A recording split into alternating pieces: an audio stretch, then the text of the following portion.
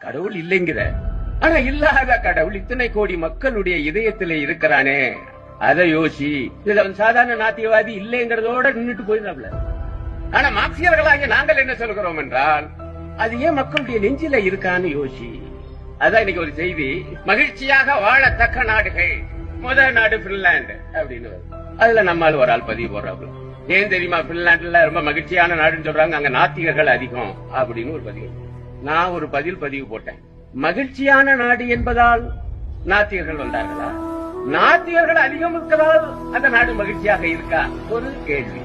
நான் சொல்றேன், நாத்திகர்கள் அதிகமாக இருப்பதால் அது மகிழ்ச்சிகரமான நாடாக இல்லை, மகிழ்ச்சிகரமான நாடாக இருப்பதால் தான் நாத்திகர்கள் அதிகமாக இருக்கு. நீங்க எனக்கு பிரச்சனை இல்லையா, எனக்கு துன்ப துயரம் இல்ல, மனுஷன் நம்ப முடியுது, நான் இது கடவுளை நம்பணும். நீங்க தயவு செஞ்சு யோசிச்சு பாருங்க. இந்த கடவுள்கிட்ட போய் வணங்குறாள் என்னென்ன சொல்லுது, ஐயா எனக்கு அது வேணும் இது வேணும், என் கஷ்டம் இப்படி இருக்குது, இவ்வளவு வந்து அப்படியே கடன்னு மனசுக்குள்ள சொல்லும். சில நேரங்கள மைண்ட் வாய்ஸ் வெளியே கேட்கும், தனி கேள்வி. ஆனா கடவுள்கிட்ட போய் ஏன் சொல்றாப்புல?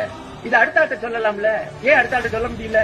அடுத்த ஆள்கிட்ட சொன்னா அவன் ரொம்ப அக்கறை மாதிரி நம்மகிட்ட ஊன்னு கேட்டுவிட்டு அந்த பக்கம் போய் இவனுக்கு இதுவும் வேணும் இன்னமும் வேணும் அப்படின்னு பேசுறதை இவன் கேட்டானா நொறுங்கி போயிடுவான்ல. சக மனிதர்களை நம்ப முடியாமல் வைத்திருக்கிறது இன்றைய சுரண்டல் சமுதாயம். ஆகவே மனுஷன் நம்ப முடியாம கடவுளை நம்புகிறார்கள் மனிதர்கள். இதை புரிந்தது மார்க்சியம், இதை உணர்ந்தவர்கள் கம்யூனிஸ்டுகள்.